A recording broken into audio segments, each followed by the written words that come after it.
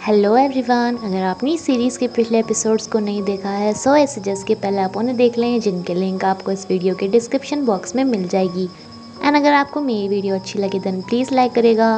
Episode की शुरुआत में ली की सुनवाई होती है, जहाँ पे इससे पूछा जाता है कि क्या ये अपनी सफाई में कुछ बोलना चाहता है, लेकिन ये सबको बता देता है कि मैं ही कार चला रहा था एंड उसी वजह से एक्सीडेंट हुआ। इसे सज़ा सुनाने ही वाले थे कि यहाँ पे शानजून पहुँच जाता है, जो सभी को बताता है कि किसी और की वजह से नहीं, ना ही मुझे किसी ने मारने की कोशिश की, वो सिर्फ एक सिंपल सा एक्सीडेंट था। नाउ ली के ऊपर कोई भी केस नहीं होता। शानजुन से मिलने आता है, ये इसे एक्सप्लेन करना चाहता था, लेकिन ली इसे बोल देता है कि मुझे तुमसे कोई भी बात नहीं करनी है एंड भले ही तुमने यहाँ पर आकर मुझे सज़ा से बचा लिया हो, लेकिन इसका मतलब ये नहीं है कि मैं तुम्हें माफ़ कर दूंगा। वूतोंग को भी ये सब देख के काफ़ी अच्छा लगता है कि अब ली को कोई सज़ा नहीं मिलेगी एंड ये शानजुन को मन ही मन थैंक्स बोलती है। अब जब सब कुछ सही हो गया था तो वूतोंग इस शहर को छोड़ के चुपचाप चली जाती है। शानजून ली से घर पे भी मिलने के लिए आता है एंड इसे बताता है कि होश तो मुझे काफ़ी पहले ही आ गया था, लेकिन मेरी हिम्मत नहीं हो रही थी कि मैं खुद को ही फेस कैसे करूँगा, इसलिए मैं कोमा में पड़े रहने की एक्टिंग कर रहा था। लेकिन वूतोंग ने जो मुझे इतना लंबा चौड़ा लेक्चर दिया, इस वजह से उसने मेरी आंखें खोल दी कि यही एक अपॉर्चुनिटी है मुझे, जिससे मैं अपने गुनाहों को थोड़ा कम कर सकूं। नाउ ये से बता देता है कि वूतोंग की कोई भी गलती नहीं है, मैंने ही ये सब कुछ प्लान किया था तुमसे बदला लेने के लिए। मैंने उसे ड्रग दी थी एंड देन फ़ोटो खिंचवाई थी, लेकिन हम दोनों के बीच कुछ भी नहीं हुआ है। मैंने सिर्फ फ़ोटो के लिए ऐसा किया था, क्योंकि मैं ये बात सहन नहीं कर पा रहा था कि उसने तुम्हें क्यों चूज़ कर लिया। लेकिन मुझे नहीं पता था कि इस सब का असर इतना ज़्यादा हो जाएगा, बिकॉज़ मुझे तुम दोनों की शादी का भी नहीं मालूम था एंड ना ही ये कि वूतोंग के नाम का ब्लेम तुम अपने ऊपर ले लोगे। बट इससे मुझे पता चला कि तुम वूतोंग को मुझसे ज़्यादा प्यार करते हो।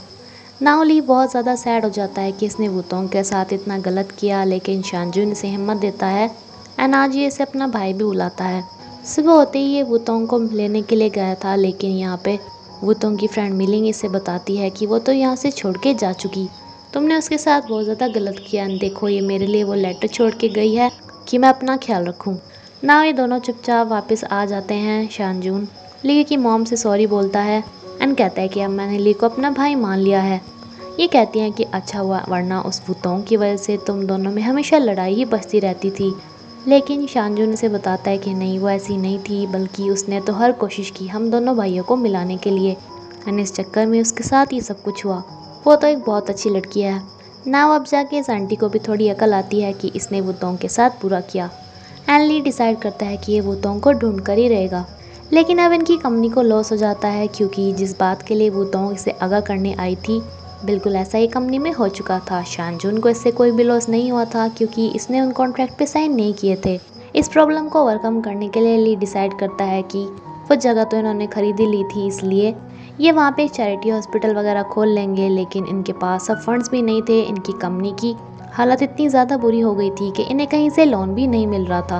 शानजून इससे पूछता है कि इसे क्या प्रॉब्लम है, तो ये बता देता है कि हमें कहीं से भी लोन नहीं मिल रहा। शानजून इसे कहता है कि मैं तुम्हें दे सकता हूँ, लेकिन ये मना कर देता है कि ये सब मैं अपने आप देख लूँगा, बस तुम वूतोंग को मेरे लिए ढूंढ कर लाओ।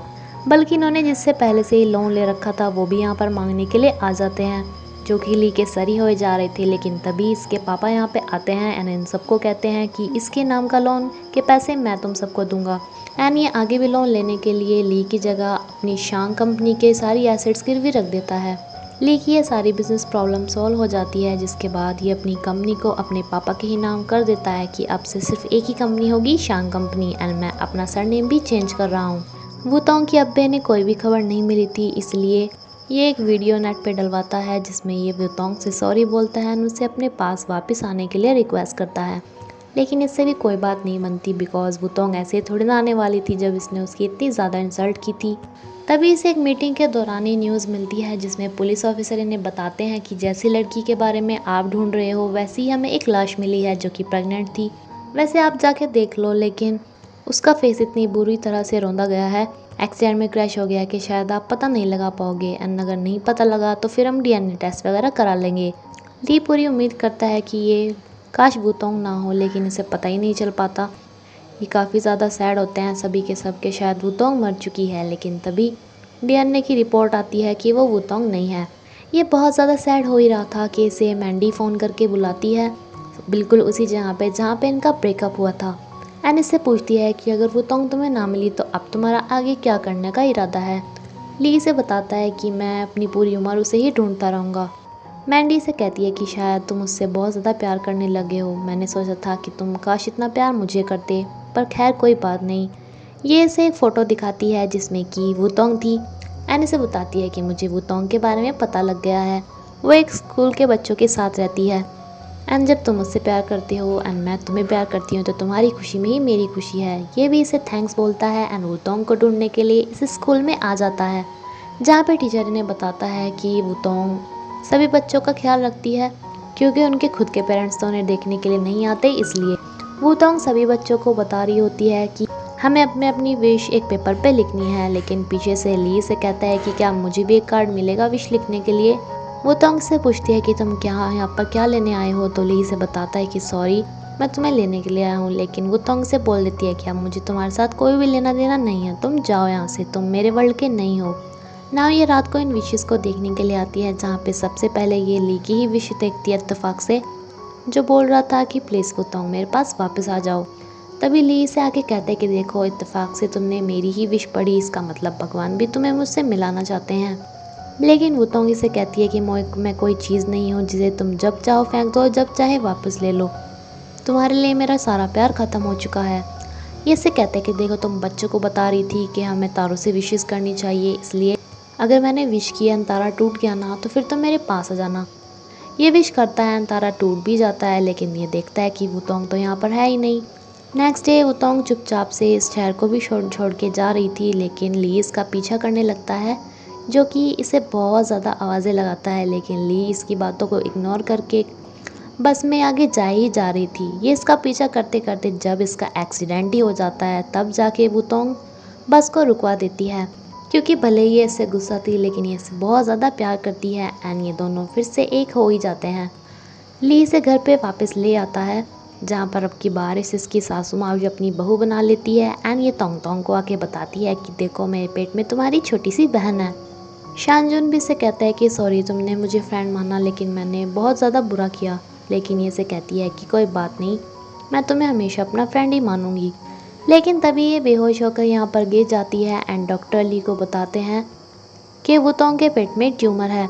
अगर वो इस ट्यूमर को निकालते हैं तो शायद बेबी को नहीं बचा पाएंगे, एंड अगर ट्यूमर नहीं निकाला तो शायद बेबी के साथ साथ वो भी बढ़ता ही जाएगा। अब ली को चॉइस दे दी जाती है कि या तो वो बच्चे को बचा ले या फिर उसकी मॉम को। अगर ये बच्चे को बचाएगा तो वुतोंग की शायद डेथ हो सकती है, जिसके काफ़ी ज़्यादा चांसेस हैं। लेकिन वुतोंग इसे कहती है कि नहीं, मैं इस बच्चे को अबॉर्ट नहीं कराऊंगी, क्योंकि हम उन दोनों के प्यार की यही तो निशानी है। ली इसे काफ़ी समझाता है लेकिन ये नहीं मानती। ये डॉक्टर से कुछ दिनों का टाइम मांगता है।